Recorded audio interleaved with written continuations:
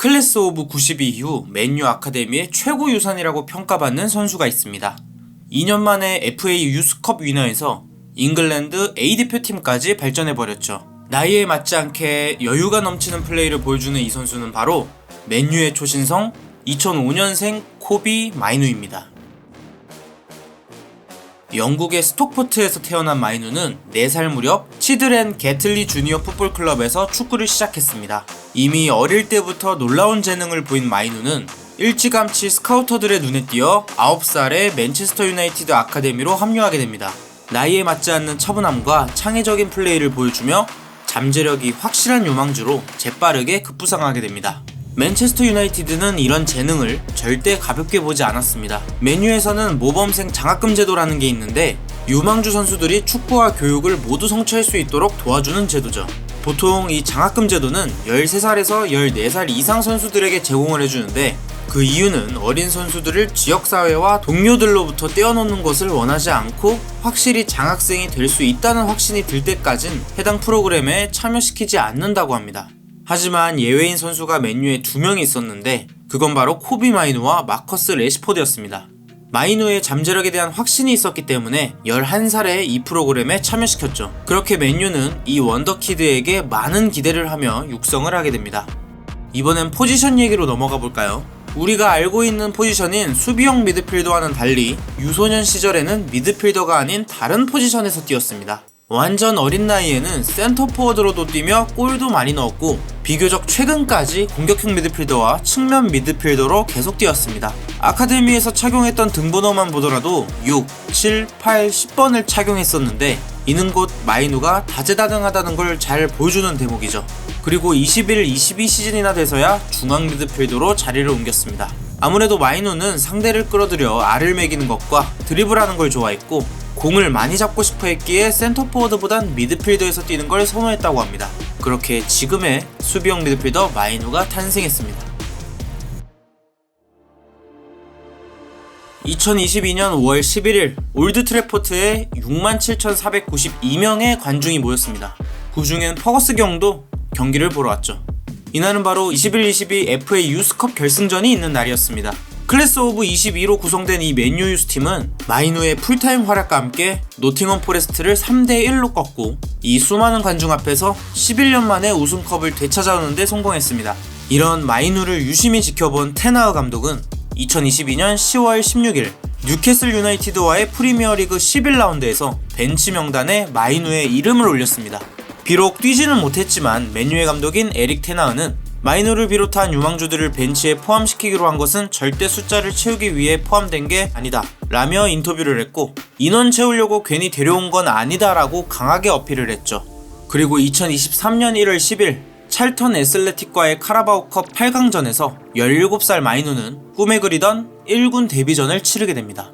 터널에서 걸어나오는 마이누의 표정을 보면 놀람, 설렘, 불안, 기쁨 등 복합적인 감정이 느껴지네요. 60분가량 경기를 소화한 17살 소녀는 이 데뷔전을 통해 맨유라는 팀에서 평생을 보내고 싶다고 다짐하게 됩니다.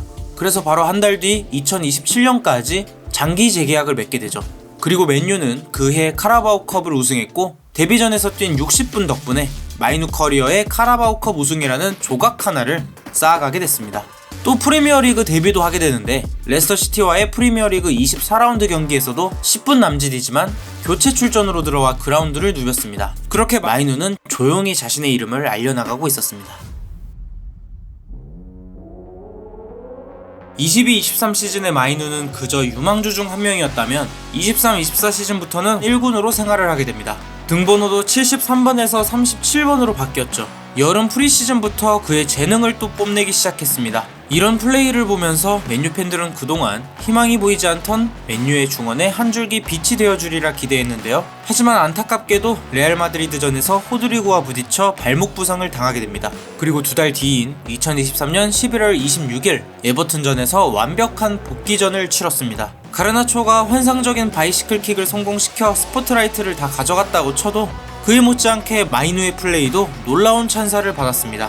그 누구보다도 침착해 보이는 마이누는 선발 선수들 중 최고의 패스 정확도를 자랑했고 온더볼과 오프더볼 상황 가릴 거 없이 경기에 영향을 미쳤죠. 침체되어 있던 맨유 중원의 기동성을 이 어린 18살 소년이 불러온 셈입니다. 오죽하면 게리 네빌은 마이누를 보고 우스갯소리로 맨체스터 시티 선수처럼 보였다며 펩이 미드필드에서 반드시 마이누를 원할 것이라고 칭찬까지 했을 정도니 말입니다. 여담으로 실제로 옛날 맨유 아카데미에 오기 전에 맨체스터 시티에서 먼저 영입하려고 하기도 했는데 마이누는 어렸을 때부터 맨유 팬이었다죠.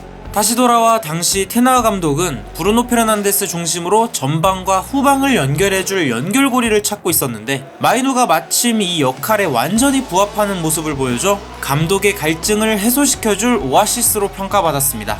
그렇게 마이누는 멈추지 않고 계속 자신의 주가를 올려갔습니다.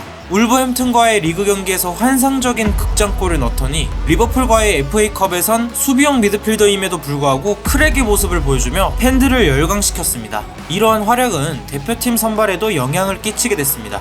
마이누는 맨체스터 인근 스톡포트 태생으로 잉글랜드 국적이지만 부모님은 가나 혈통이었기 때문에 마이누는 가나 국가대표팀도 선택할 수 있었습니다. 그 소식은 잉글랜드 대표팀 감독인 사우스게이트 귀에도 들어갔고 마이누를 바로 잉글랜드 A대표팀으로 차출하기로 결정합니다. 훗날 마이누는 이에 그치지 않고 유로 2024 잉글랜드 대표로도 뽑히게 되었습니다.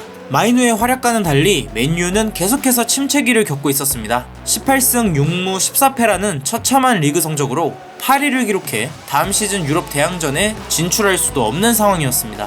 그런 상황에서 맨시티와의 FA컵 결승전 한 경기만 남겨놓고 있었고 이걸 우승해야지만 유로파리그 진출이 가능한 상황이었죠. 그렇지만 사실 맨유의 승리를 점치는 사람은 그리 많지 않았습니다. 하지만 역시 공은 둥글었습니다. 막상 뚜껑을 열어보니 맨유의 경기력은 맨시티보다 훌륭했고 마이누는 득점까지 성공하며 맨시티를 2대1로 꺾고 FA컵 우승을 차지했습니다. 이렇게 마이누는 2시즌 연속 트로피 획득에 성공하며 단숨에 맨유의 미래인 동시에 현재가 되었습니다. 마이누가 데뷔하자마자 맨유의 희망이 된 이유는 뭐였을까요? 재능이야 프로세계에선 당연한 거라고 치고 다른 부분을 얘기해보자면 일단 겸손함을 꼽을 수 있겠습니다. 다시 말해 오만함이라곤 찾아볼래야 찾아볼 수가 없죠. 그 사례로는 1군에 데뷔한 지 꽤 시간이 흘렀지만 여전히 1군 주차장 사용을 거부하며 아카데미 주차장을 사용하는 걸로 알려졌습니다. 지속적으로 1군으로 출장하고 있음에도 들뜨지 않고 축구에 집중하기 위함이었죠. 또한 루턴 타운전에서 풀타임을 소화했지만 1군 선수들과 회복 훈련을 마친 뒤 8세 이하 아카데미 훈련장에 깜짝 등장해 유소년 아이들과 1시간가량 얘기를 나누고 훈련장을 떠났다는 근본 있는 행동을 이어가고 있습니다. 또 마이누 개인의 근본력도 뛰어나지만 맨유 구단 측에서도 많은 노력을 보여줬는데요. 어린 나이부터 언론의 관심을 과하게 받아 선수가 망가지는 경우를 많이 보았기 때문에 인터뷰를 최소화하고 언론에 최대한 나오지 않도록 마이누를 보호했다고 합니다. 재능과 겸손함 그리고 이러한 노력들이 계속해서 마이누를 맨유의 희망으로 성장시켜 나갔습니다. 마이누는 아직 매우 젊지만 이미 자신만의 길을 개척해 나가고 있습니다. 그의 겸손함과 노력이 어디까지 성장하게 만들지 또 어떤 커리어를 써내려 나갈지 궁금해지게 만듭니다. 여기까지 코비 마이누 이야기였습니다.